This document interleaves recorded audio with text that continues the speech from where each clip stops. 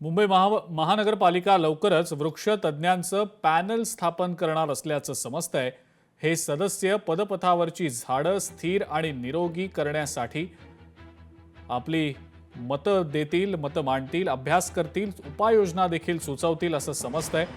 या पावसाळ्यात अवघ्या पंधरवड्यात 827 झाडं कोसळल्याच्या पार्श्वभूमीवर मुंबई पालिकेनं पदपथांची रचना सुधारण्यासाठी, झाडांच्या जगण्याला अनुकूलता दर्शवण्यासाठी आणि शहरी हरितीकरण वाढवण्यासाठी मोकळ्या जागांचा जास्तीत जास्त वापर करण्यासाठी वृक्षतज्ञ, उद्यान शास्त्रज्ञ आणि भूदृश्य आणि शहरी रचनाकार यांचा समावेश असलेली 7 किंवा 8 सदस्यीय तज्ञांची समिती स्थापन करण्याची योजना आखलेली आहे।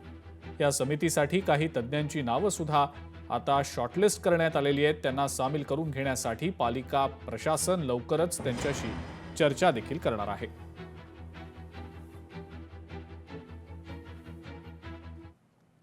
मुंबईतली झाडं कोसळण्याच्या दुर्घटनांवरनं मनसेचे नेते संदीप देशपांडेंनी गार्डन सुपरिटेंडंट जितेंद्र परदेशींवर हल्लाबोल केलाय। झाडामध्ये कॉन्क्रीट भरा असं परदेशी म्हणतात। असा माणूस आपण गार्डनर सुपरिटेंडंट म्हणून ठेवणार का, असा संतप्त सवाल संदीप देशपांडेंनी उपस्थित केलाय। लोकशाही मराठीनं सर्वात आधी हा मुद्दा उपस्थित करत सातत्यानं या मुद्द्यावर आवाज उठवलेला होता। त्यानंतर आता मनसेचे नेते संदीप देशपांडेंनीही या मुद्द्यावर टीका केलेली आहे। झाडाची मुळं किती खोलवर आहेत हे न पाहता फांद्या तोडल्या जातात। झाडांबाबत सर्वे करण्याच्या अनुषंगानं 2024 मध्ये मुख्यमंत्र्यांना पत्र देण्यात आलेलं होतं। डू द नीडफुल असा शेराही त्यावर होता। तरी सुद्धा जितेंद्र परदेशी त्यावर बसून राहिले। 2026 पर्यंत कोणतीही कार्यवाही झालेली नाही असं देशपांडे म्हणतायत। मुंबईत झाडं कोसळण्याच्या घटनांवरनं लोकशाही मराठीनं सुरुवातीपासूनच मुद्दा लावून धरलाय। झाडं कोसळण्यानं निष्पाप नागरिकांचा जीव गेलाय, तरी सुद्धा गार्डन सुपरिटेंडंट जितेंद्र परदेशींवर कारवाई झालेली नाही। याबाबत मुंबई पालिका आयुक्तांना विचारलं असता त्यांनी जबाबदारी झटकत परदेशींना अभय देण्याची भाषा सुद्धा केली। आता जितेंद्र परदेशींवर कारवाई करण्याची मागणी मनसेनं केलेली असून लोकशाही मराठीनं सुरुवातीपासून हा मुद्दा उपस्थित करत परदेशी यांच्या हकालपट्टीची मागणी लावून धरलेली आहे। पहिलं तर ते गार्डन सुपरिटेंडंटला तर नीट करा का, फक्त बिल्डरची एनओसी नियमात बसवून दिली म्हणजे गार्डन सुपरिटेंडंट झाला का? ही झाडं वाचवायची कोणी?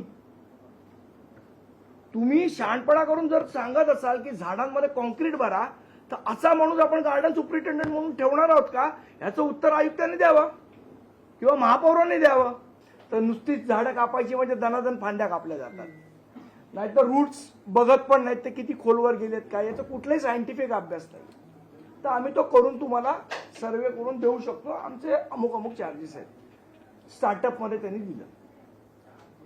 गार्डन सुपरिटेंडंट परदेशी त्या लेटरवर बसून राहिले जसे ते नेहमी बसतात।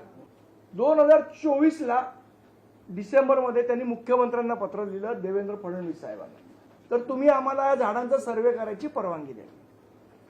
मुख्यमंत्र्यांनी त्या पत्रावर एक शेरा मारला आणि एमसीना डिरेक्ट केलं। त्यावेळेला एमसी होते गगराणी साहेब। डू द नीडफुल असा त्याच्यावर शेरा मारला आणि ते पत्र एमसीकडे गेले। एमसीनी पुन्हा ते पत्र पाठवलं गार्डन डिपार्टमेंटला।